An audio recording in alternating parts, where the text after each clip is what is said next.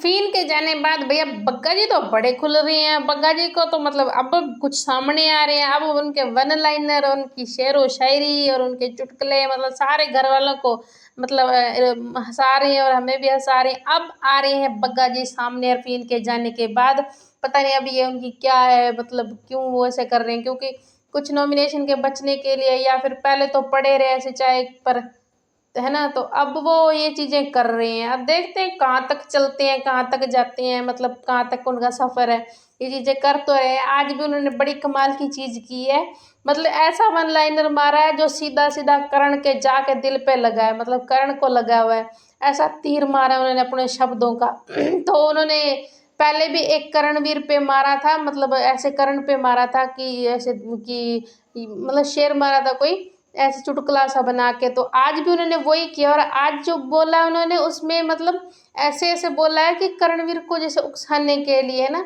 तो उन्होंने ये बोला है कि बिल से तो निकल मेहरा, ऐसे बोला है कि वो मतलब एक कोने में पड़ा रहता है, ऐसे बोला है उन्होंने। ये सारी बातों बातों में उन्होंने सारी सीधी की सीधी बातें मतलब करणवीर के मुंह पर बोली है। सीधी की सीधी बातें करणवीर के मुंह पे बोली है। और जो उन्होंने मतलब सारे घर वाले बैठे थे जहाँ पे रजत, चाहत, कशिश, जो अपने कर्णवीर हैं वो सारे वहीं पे थे, शिल्पा जी सारे थे और वही बैठे थे। और कहते हैं अभी बग्गा जी आते हैं और कहते हैं देखिए अर्ज करूँ क्या, तो सारे बोलते करो। तो उन्होंने ये सारे बोल देते हैं कि कोने में पड़े रहते हैं, अब बिल से जो मतलब जो जीत का ताज पहनना चाहते हैं कोने से तो निकल, ऐसे बोल रहे हैं। और बोल रहे हैं कि बिल से निकल मेहरा, सीधी सीधी मतलब ऐसी बातें बोल रहे हैं ना बग्गा जी कि अब आ रहा है बग्गा जी के अंदर वाला बग्गा, है ना। अब बाहर निकल रहा है बग्गा, असली बग्गा। तो ये चीजें होती हैं। अब नॉमिनेशन के बाद मतलब करणवीर ने जो इसको नॉमिनेट किया था, क्या पता ये उसका बदला ले रहे हैं या करणवीर को टारगेट बना रखा है अपना। तो जब करणवीर वापस मतलब शेरो शायरी करते हैं तो करणवीर कौन सा कम है, तो करणवीर कहते हैं कि अब तो सीजन खत्म होने को आया, अब तो टीवी पे दिख जा बग्गा, ऐसे बोलते हैं। तो ये सारी मतलब इनकी शेरो शायरी होती है, इतनी जबरदस्त दोनों की हुई है आज। तो बड़ी अच्छी लगी वैसे तो, क्योंकि यही चीजें तो देखने को मिलती हैं तो अच्छा लगता है। मेरे ना तो बोरिंग हो जाता है शो बिल्कुल।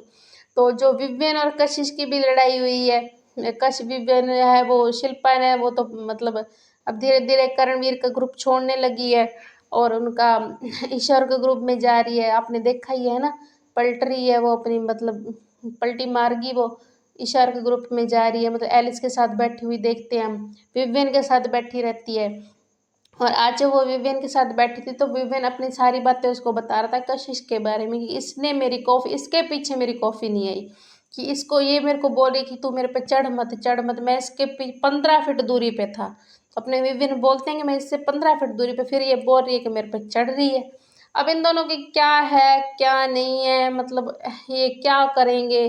जैसे कशिश है सारे बोले, श्रुतिका बोली कशिश फेक है, मतलब रियल नहीं है, मतलब फेक है वो। अब उसका क्या है, क्यों है, कैसी है ये घरवा, वो धीरे धीरे जैसे अब भी आई है तो धीरे धीरे सारा उसका जो है मतलब अंदर की कशिश वो बाहर आएगी। बाकी धीरे धीरे सभी के चेहरे दिख रहे हैं कौन कैसा है कौन कैसा है। बग्गा को तो आपने देख ही लिया है और अभी कशिश का भी देखेंगे। दिग्विजय तो जैसा है वो वैसा ही है, वो बंदा बड़ा जबरदस्त है, बड़ा मस्त बंदा है। वो तो जैसा है वैसा ही है। और अपने रजत दलाल भी जो है मुँह पे वो मुँहफट है, जो तब बोल देते हैं, उनको कोई प्रॉब्लम। और अविनाश तो मेरे को इतना गंदा लगता है ना, सबसे बुरा लगता है वो अविनाश ही है। बहुत लोगों को प्रॉब्लम है कि अविनाश क्यों है, बुरा या वैसे है, तो अपने को नॉट माइंड। तो मेरे को नहीं अच्छा लगता अविनाश। और विवियन भी कुछ ठीक ठाक ही है, मतलब इतना अच्छा नहीं है। बाकी दिग्विजय, रजत ये सारे बेस्ट हैं, बहुत अच्छे लगते हैं हमें। तो ये है सारी आज की अपडेट जो हमने हमको हमारे चैनल पे दे दी है। तो सब्सक्राइब कर ले हमारे चैनल PTV लाइव को। अगर अच्छी लगे तो वीडियो को